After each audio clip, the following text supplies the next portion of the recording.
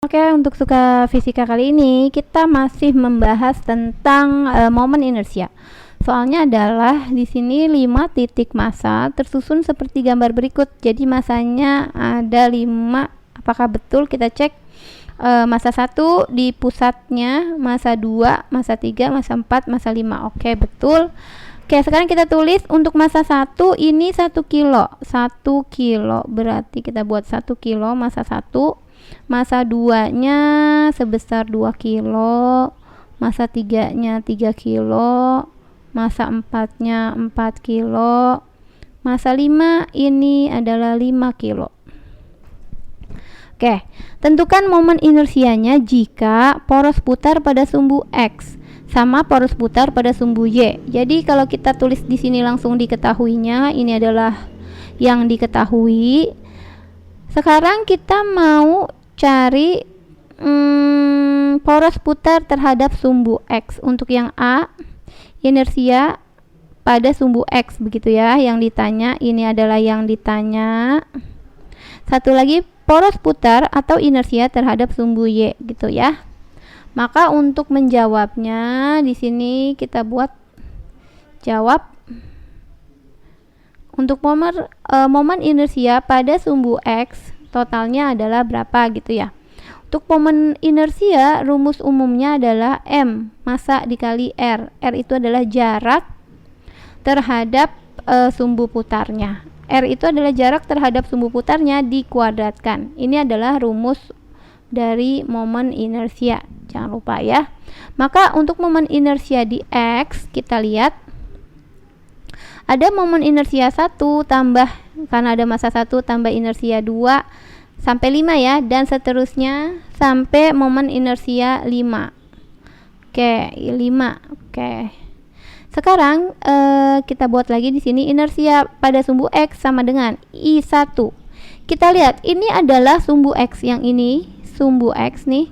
Kita garis biru ya sumbu X. Nah, ini adalah sumbu X. Nah, ini adalah sumbu X. Maka inersia, momen inersia itu adalah jarak terhadap porosnya, ya.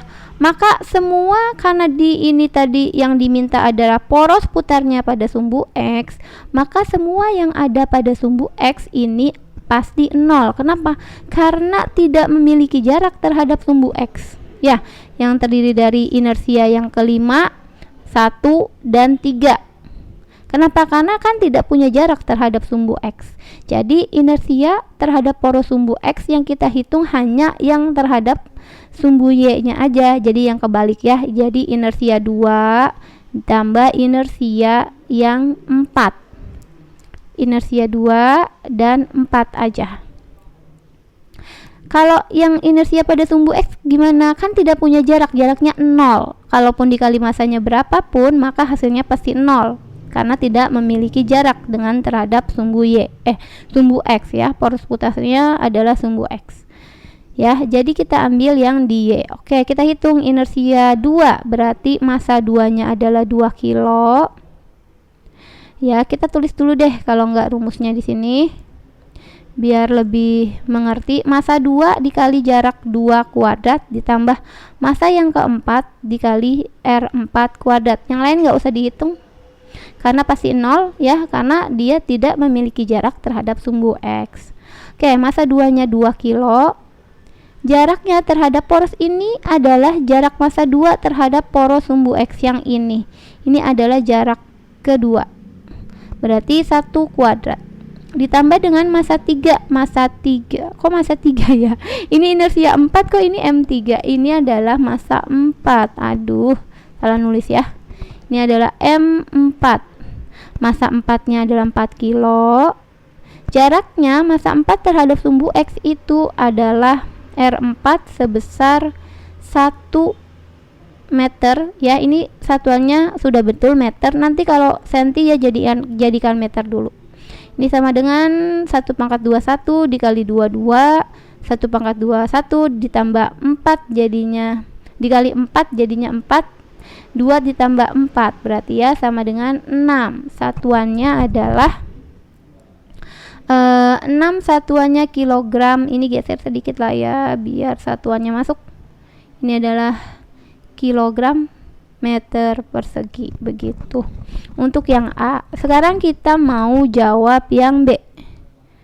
Yang B, kalau poros putarnya terhadap sumbu Y, maka kalau poros putarnya terhadap sumbu Y, semua yang ada di sumbu Y, semua massa yang ada pada sumbu Y itu pasti 0 inersianya ya.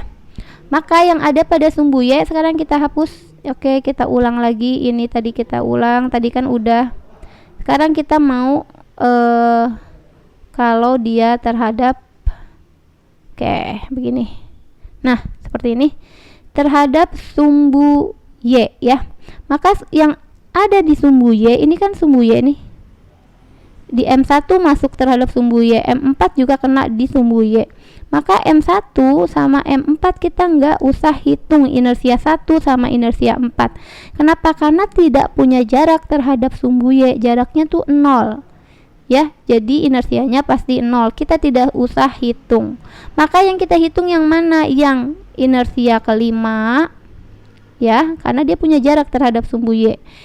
Inersia yang ketiga atau M3 ini punya jarak terhadap sumbu Y, dan inersia atau M2 ya, dia punya jarak terhadap sumbu Y gitu ya. Oke, berarti inersianya kalau porosnya di Y, pertama massanya adalah massa 1 enggak, berarti ke massa 2. Inersia 2 ditambah inersia 3 juga bisa ya, karena kan dia pada, jadi kebalik. Inersia 3 ditambah inersia 5. Jadi kalau pada sumbu X yang dihitung yang ada di sumbu Y-nya. Kalau pada sumbu Y ya yang dihitung yang ada di sumbu X-nya gitu ya. Oke, inersianya pasti sama rumusnya. M dikali R ya, massa dikali jarak terhadap poros. Maka untuk kedua itu yang ini nih, massa 2-nya kan 2 kilo. Jaraknya terhadap sumbu Y, ini kan sumbu Y. Dari sini ke sini ya, ini ke sini itu 1 meter. Ini R2 ya, 1 meter. Maka di sini 1 kuadrat ditambah I3 berarti inersia ketiga 3 kilo. Jaraknya terhadap sumbu Y, ini kan sumbu Y. Ini ke sini 1 meter juga ya. Ditambah dengan I5. I5 kan yang ini nih, inersianya, masanya adalah 5. Jaraknya terhadap sumbu Y adalah 1, berarti kali 1 kuadrat. Ini 1 dikali 2, 2. Ini 3, ini 5. 2 tambah 3, 5 tambah 5, 10. Satuannya adalah kilogram meter persegi untuk momen inersia terhadap poros Y. Begitu. Oke, semoga bisa mengerti.